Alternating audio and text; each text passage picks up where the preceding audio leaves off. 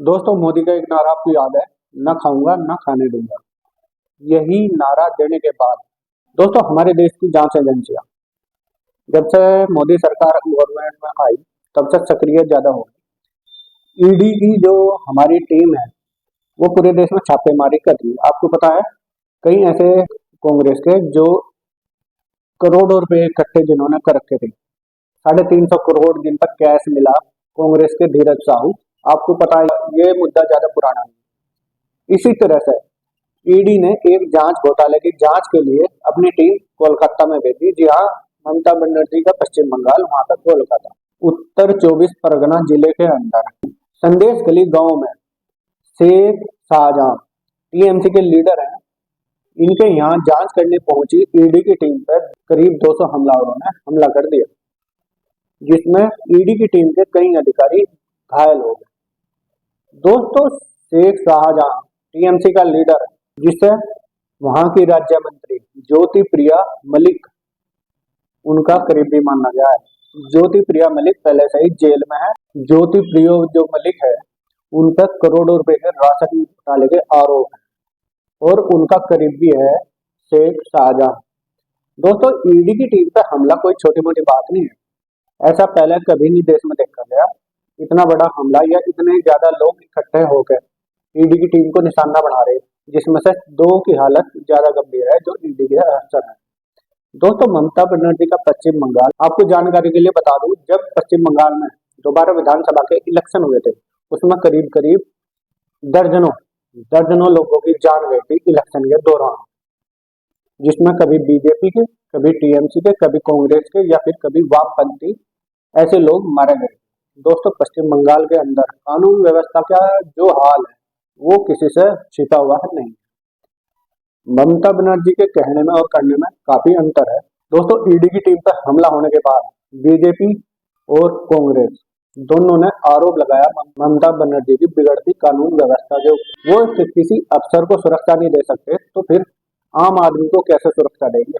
दोस्तों, ममता बनर्जी के बारे में आप जानते नहीं, ये वही ममता बनर्जी है, कभी वामपंथियों के ऊपर आरोप लगाती थी, कभी इनके साथ कुछ घटना हो जाती थी, तब वामपंथी जो थे किस तरह से हिंसा पर उतर आते थे। तो पश्चिम बंगाल के अंदर कानून व्यवस्था का आपको पता है, वहां तक कहीं तो दंगे हो गए। मालदा का दंगा आपको याद है, ये है मेरे पर न्यूज। आप देखेंगे ईडी अफसरों पर बंगाल में हमला। ये देखो, ईडी का जो अफसर है खूनम खून है, इनके सर पर चोट लगी हुई है बहुत ज्यादा, और करीब 2 अफसर ऐसे हैं जिन्हें गंभीर चोटें आए और वो अस्पताल में भर्ती हैं।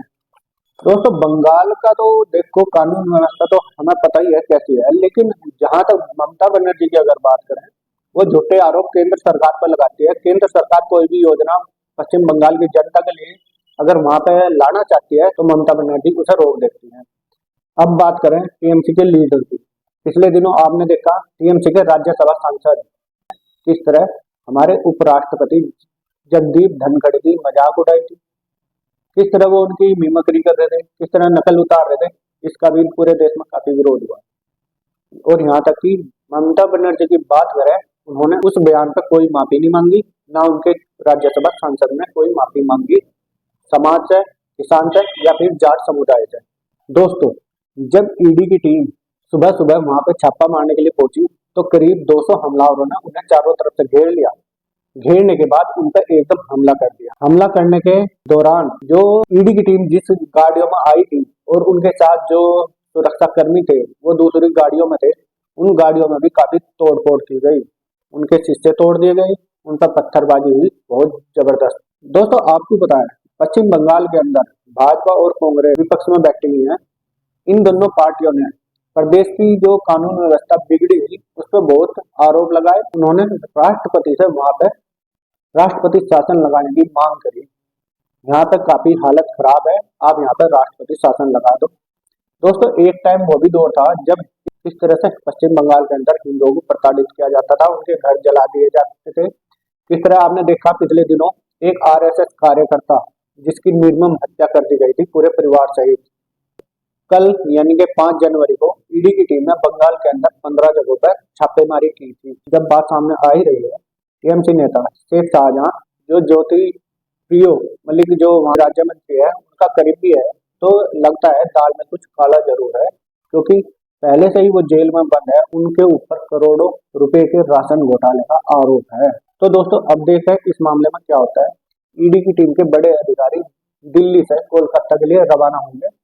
वो अब जांच करेंगे, जांच में जो सामने आएगा तो आपको बता दिया। बस दोस्तों पश्चिम बंगाल की जो सरकारें हैं, पूर्व की या अब की, ये कई तरह से बदनाम है, क्योंकि ये इन पे आरोप है ये बांग्लादेशी जो घुसपैठ है उन लोगों को यहाँ पर बसाते हैं। इन्होंने पश्चिम बंगाल के जो मुख्यमंत्री है, इन्होंने रोहिंग्याओं को बसाने के लिए भी वहाँ पे अपने नियमों में बदलाव किया था, उनकी बसाने की पैरवी की। और पश्चिम बंगाल बांग्लादेश से सटा हुआ राज्य है, जिसमें काफी संख्या में बांग्लादेशी घुसपैठिए भी रहते हैं, जिनके आधार कार्ड, पैन कार्ड सब कुछ हमारे देश के हैं, जो एक तरह से टीएमसी के वोटर हैं।